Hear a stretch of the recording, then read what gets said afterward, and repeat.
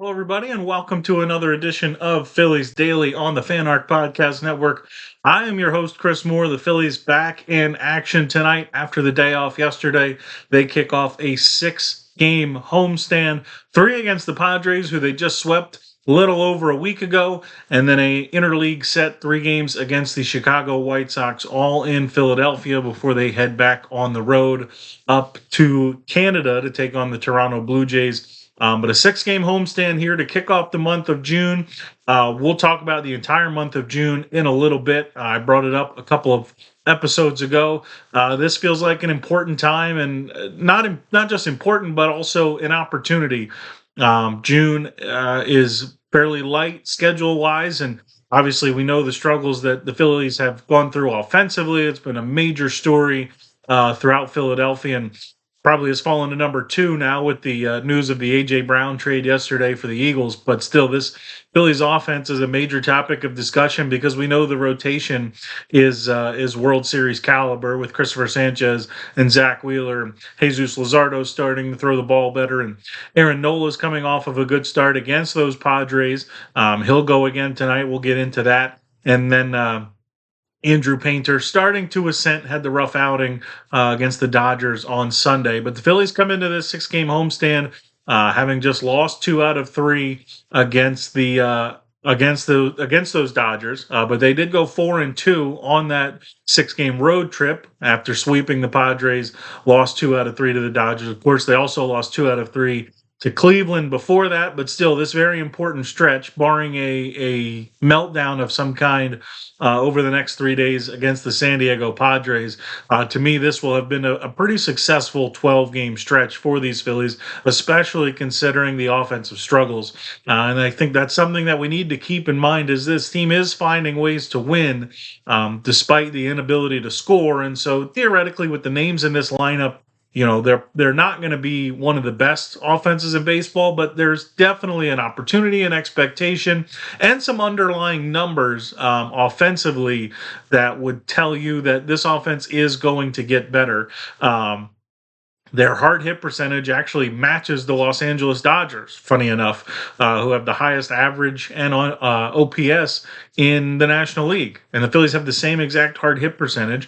And also the discrepancies between their actual batting average, OPS, and slugging percentage versus their expected batting average, OPS, and slugging percentage is actually one of the biggest discrepancies in baseball, right? And expected doesn't score you any runs. It doesn't do us any good.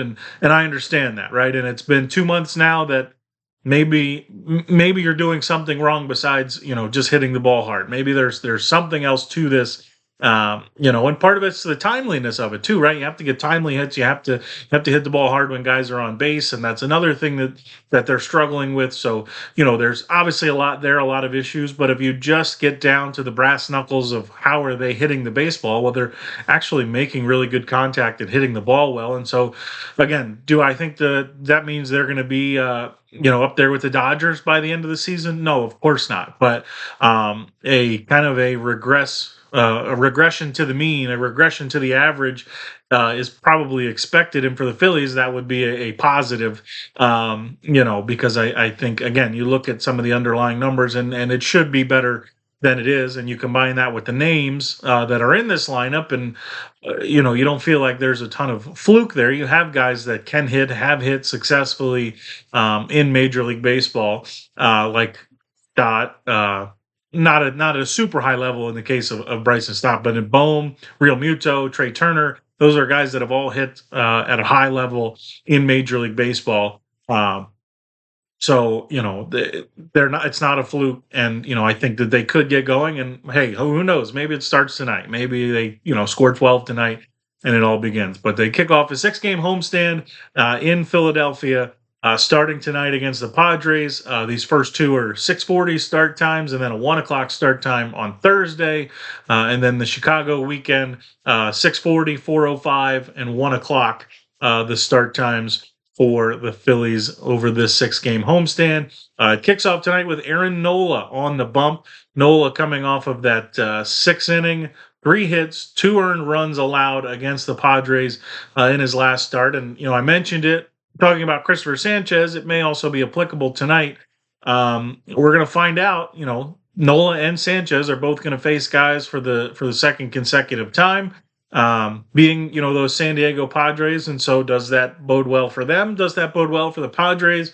I tend to lean towards the fact that the pitchers had the success, the offense is going to make the adjustment, and so I tend to lean that that's probably an advantage Padres. But we'll see. You look at numbers for Aaron Nola's career, or excuse me, the Padres hitter's career against Aaron Nola, and none of them have really had a ton of success. Manny Machado is the only one who's hit the ball out of the park off of Aaron Nola, and he's got one in, I believe, 22, 23 career at bats.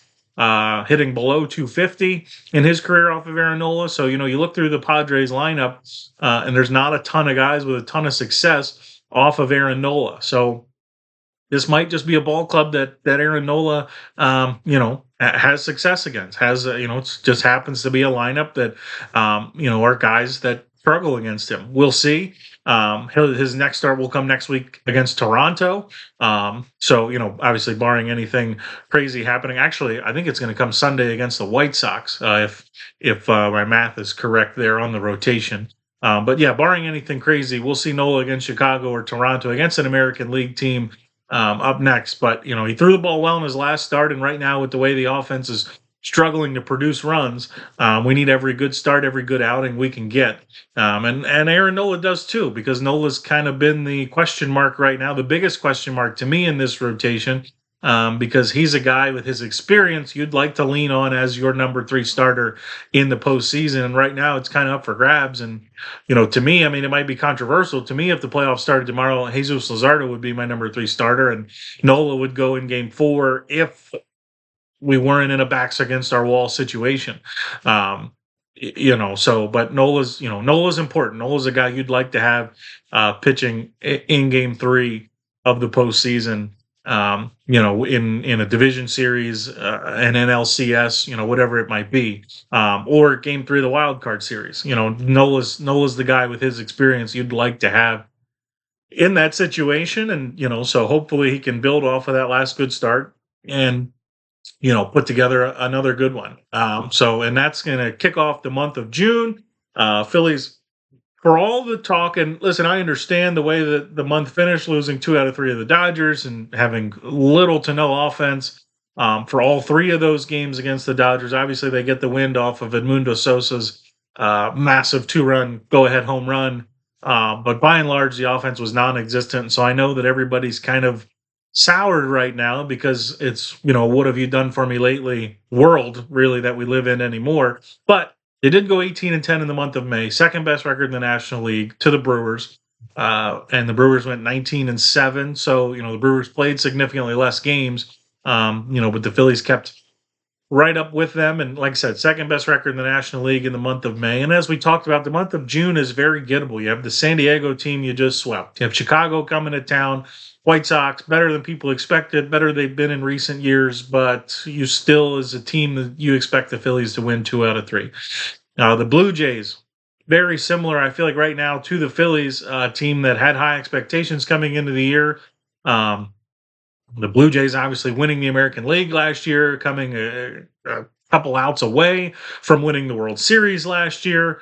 I think if they have better base running, they probably do win that World Series last year.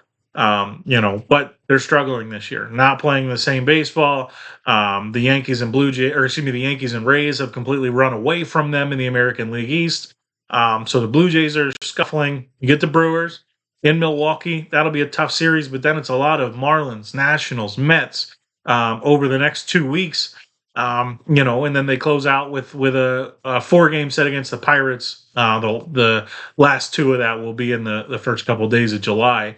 But yeah, I mean, you look at the month of June, and there's no series you look at and think they shouldn't at least win 2 out of 3, except maybe the Milwaukee series, and that may just depend on the pitching matchups. If you dodge Mizorowski and you get Wheeler and Sanchez in 2 of those 3 games, why can't the Phillies win 2 out of those 3? So the month of June is very, very gettable, and I think by the end of it, we will be singing a little bit of a different song. I think the end of June could look a lot better than the end of May does right now. Again, part of that's because April was so bad that despite May being a good month, they're just now one game above 500, just now digging themselves out of the hole that they dug, so much so early that that's still kind of lingering over them. And I understand it, but I think that to me, May is more of what this team is than April is. It's a really good pitching rotation, a really good staff with guys on offense that know how to get it done and just have to find a way to put a little bit together. They don't need to be the best offense in baseball because the rotation is one of the five best in all of baseball. If the offense is average right now, this team's going to win a lot of games and will have a chance to maybe not catch Atlanta. Atlanta's continued to stretch it out even with the Phillies having the good month of May. But they'll have a chance to run down the Padres, who are in that number one wild card spot right now. I think they're 3.5, 4.5 behind the Padres for that number one wild card spot. So that gives you a chance to host a playoff series.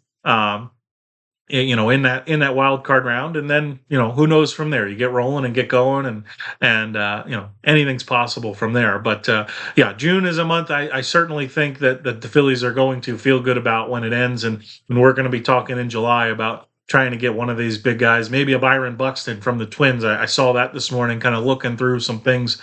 There's some thought that maybe Byron Buxton will be available from the Twins, and that would be a massive get. He checks every box the Phillies need. Can play the outfield, can hit for power, and can do it from the right side. So Byron Buxton's a name. I think if the Phillies have a good month of June, I think Dave Dombrowski will be making some phone calls. He knows he needs to atone for the Adolis Garcia signing, and I think that given the opportunity, he's going to do so in a big way. So one last thing I wanted to touch on here. There we go. ESPN did an updated top 10 prospect rankings for every organization, and you'll get to the Phillies, and it's a bunch of green arrows, a bunch of guys trending upward. Gage Wood has climbed, Gabriel Rincos Jr. has climbed. Really, you look at pretty much everybody in that top 10. The only ones that haven't, Aiden Miller, because he has nowhere to climb and also hasn't really played much this season. And Cade Olbermuter is their number 10 prospect. But 9 through 2 all have a green arrow pointing up as they have climbed in the prospect rankings. And they may not be guys that we see at any point in the big leagues, but they're guys that if they are performing well, it raises their value and it gives Dave Dombrowski some real ammunition come trade deadline time. Gage Wood, who's climbed to number 2 prospect overall, has been pitching really, really well. The strikeout numbers are insane. He went to college at Arkansas, and he's really, really thrown the ball really well. There's some durability questions. Otherwise, he probably would have went sooner in the draft. But he fell to the Phillies, and he's performing at a really, really high level. And so, you like to think that if that continues and the Phillies can continue to scratch and claw and find ways to win, some of these guys might end up being trade pieces. And I've talked the last few days. We don't know what the trade deadline is going to look like with everything going on with the collective bargaining agreement, the potential for a lockout in 2027. But right now, I think that's a bit of an unknown. That's a question mark. But what's not a question mark is Phillies do have guys performing in the minor leagues, and I think if those guys are performing well in the minor leagues, not that I think we're going to see them on this big league club, because I just don't know that any of them really have a place and are really ready for that. But if they're performing and, if they have guys that, the league views that they have multiple future big leaguers in the organization, they could become very valuable trade pieces and, could ultimately end up landing the Phillies, somebody that they desperately need, whoever that may be. Again, still 2 months away, still so many teams involved in this logjam in the National League wild card. I think things are going to change a little bit, and there's going to be some guys that we may view that might be available now that aren't, and some guys that we don't view as available now that may end up being that. So it's a long way away to really get too deep into who they may get, but when your prospects are performing, it opens up a lot of avenues for you to go out and obtain a guy that can make a difference and can be a game changer for a team that has aspirations of playing deep into October. So good news there. Phillies again kickoff tonight. Aaron Nola on the bump, 6:40 at the park at Citizens Bank Park. I'm Chris Moore. This was another edition of Phillies Daily on the Fan Arc Podcast Network.